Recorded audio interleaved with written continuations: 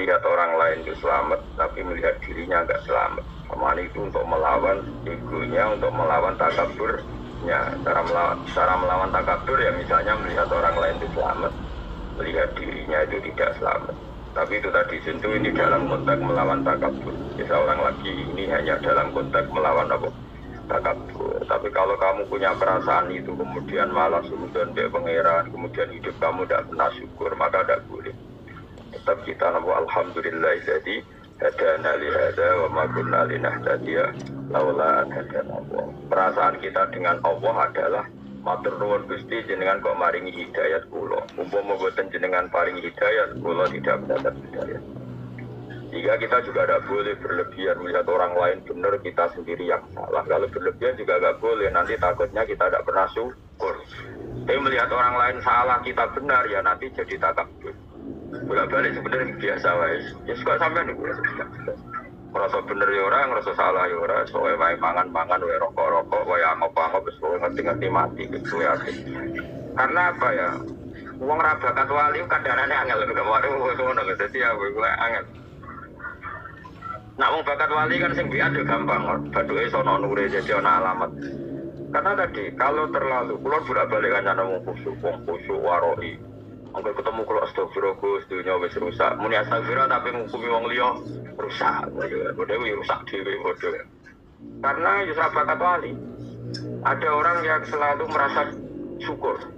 Alhamdulillah udah bojo di duwe ngene keterusan melete. Syukur nak keterusan ya dadi melete. Sopan agak terusan udah di frustasi. Jadi angel jam urip itu manjanan. Tapi nek biasa ngene iki ra ono hukume. Mergo hadaya itu apa wae ada ke pangeran itu jadi hadaya rondo. Hadaya itu tak ngisore majrun pas. Malah penak mergo apa ya? Ya mau urip mau ngenteni napa? Mati. Ini penting kalau terangno. Imam Ghazali sering mendakwakan misalnya Abu Dzar punya pendapat apa falam yakun ahadun nasohabah semuanya tidak kayak Abu Dzar. Kamu jangan kira yang dikatakan Abu Dzar semuanya harus kamu lakukan dari Imam Ghazali, karena tidak semua sahabat cara berpikir kayak Abu Dzar. Begitu juga tentang Umar, tentang Utsman. Makanya Dewi Imam Syafi'i qaulus sahabi laysa bihujjah. Dawuhnya sahabat itu bukan berarti harus hujjah yang mengikat. Bukan karena ada benar enggak, tapi karena piye-piye sahabat itu yaitu kebaikan sing kebetulan menjadi jatah atau malakah atau wataknya masing-masing. Kayak ngaji saya tadi malam, Abu Bakar ditakdir kebenaran tertingginya dalam husnul adab dan layyinul janib, orangnya sopan, rohikul qalbi hatinya halus. Tapi nyatanya ketika Rasulullah Abu Bakar sudah Islam, tidak ngalah cukup, tidak iktifak dengan Islamnya Abu Bakar karena masih disiksa, diintimidasi oleh orang kafir. Tapi Rasulullah ketika melihat kegagalan Umar, petarungnya Umar, Nabi dengan Umar masuk Islam. Dan Nabi tentu tidak ingin Umar terus jadi lemah gemulai. Oh coba saya ini preman pasar tobat terus nyapu masjid, wah ya repot. Sajane tetap neng pasar, sing saya ini enggak jogo wong sing ganggu wong neng pasar. Ya, tapi problemnya misalnya ngono tenan umat meneh. Dari sakit.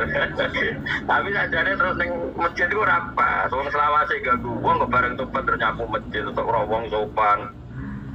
Bareng ora sopan terus tingkat garange hilang. Dhisik ora ngono, tapi dhisik iku Umar bareng dene masuk Islam tenan. Omahe bujal gelap ditoro ae ganggu Rasulullah Muhammad tak bacok. Waduh diparani. Akhirnya sing dhisik ganggu Nabi terang-terangan, saiki sing ganggu delik. Bareng delik fasta bima tu'maru arid anil musyrikin tasabiwan. Umpama Umar Islam terus alis pisan kok Abu Bakar menawa berarti Nabi tak gopo. Aku wis duwe Abu Bakar kira-kira pikirane Nabi ngono. Preman tobat biasa ganggu ning pasar bareng tobat ning masjid nyapu. Penggantine wis ning pasar meneh. Paham. Tapi nek dene temen ning pasar tulisi soleh baru.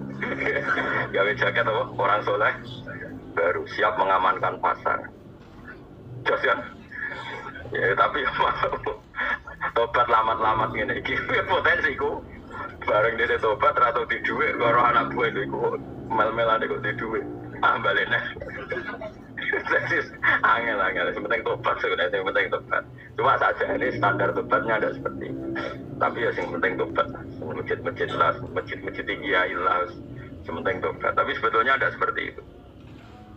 Dulu ketika siapa itu Wahsy tobat tuh, dia ditakdir orang yang membunuh Hamzah Habbun Nasi ila Rasulillah. Terus dia bersumpah saya akan membunuh orang paling dibenci Nabi dan yang paling merugikan Islam. Ini ditakdir mata ini Musailamah Al-Kadzdzab. Dulu ketika Khalid jadi panglima perang, dia juga yang menjadikan perang Uhud wong Islam kalah. Terus dia bersumpah ini jadi panglima yang cakap untuk memenangkan pertarungan umat Islam. Ini fair. Saya mau beriman pasar bareng tobat, masuk masjid terus sopan, garangnya hilang. Ya semua ditombok pangeran ya apa itu. Tora aku kok jadi pemandu ini takon yang pasar. Tapi masalahnya mau potensi kumat orang. Tobat itu ya loro. Ya biasa wae sepenting guys. Saya ulang lagi ya, Dewi Imam Ghazali dalam Maqalatus Sahabah. Tidak semua sahabat kayak Abu Dzar, tidak semua sahabat kayak sebenarnya gini, kebaikan selalu kebaikan meskipun ada sahabat yang nggak seret dengan kebaikan. Misalnya Hakim bin Hizam itu pernah nyuwun sewu untuk murahan pernah minta Nabi dikasih, minta kedua dikasih. Karena minta ketiga Nabi agak duga, tapi ya duga dikit tentu Nabi karena orang yang luar biasa, duga dikit takdir, makanya bahasa Arabnya duga itu takdir. Sawangannya duga tapi niatnya marai toto kromo, makanya bahasa Arabnya duga itu apa? Takdibun marai toto kromo, jadi ada bayu adibu tadi. Terus Nabi ngendikan ya Hakim, dunia itu memang enak, jadi nak ono wong seneng dunia terus jalu-jalu ya wajar deh dunia enak, tapi nak gue jaluk terus coba neng akhirat kaza wakaza mesti masyur surat itu tidak ngeraine terus begini Nabi bawa sempat mengingatkan. Terus Hakim bahwa saya tidak akan minta selawat-selawat. Hakim bin Hizam ini bareng sepuh itu beberapa kali dibarani Abu Bakar ditawani juga kan hingga Umar gitu. Bahkan ini ketika sepuh kadung numpak onto pecuti ceblok itu pemuda-pemuda do melayu ke penjubono ini orang berdoa aku wis janji be Nabi ra bakal minta apa masuk sekedar minta tolong pecuti ceblok. Tapi tidak semua sahabat seperti itu karena tadi nak keterusan ra tau njaluk konco njaluk wong njaluk keluarga engko nang jebule kaya wong liya nak kaya wong liya ora ono muanasah ndak ada keasikan berteman. Akhirnya misalnya korek, kang jupono korek agak jupuk dulu. Apa ya? Misalnya mertamu gue nih wong berhubung ngomong di asbak sungkan guli asbak di malah melbu kamar wong. Wah berkara baru guli asbak. Oh pokoknya apa nak berlebihan gue elem orang ngajel pulau. Bal jagongan berlebihan elem akhirnya ngerasani wong. Ragilem jagongan gue hatinya ujub. Wong jagongan aja kaspo aja. Wong nganggur kabeh bener ya aku tengok-tengok malah dosane ujub.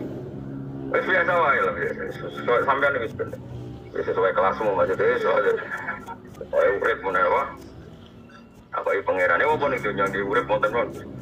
Lah rencana niki penting ada rencana kan alam rupiah jika urusan tentang jenengan.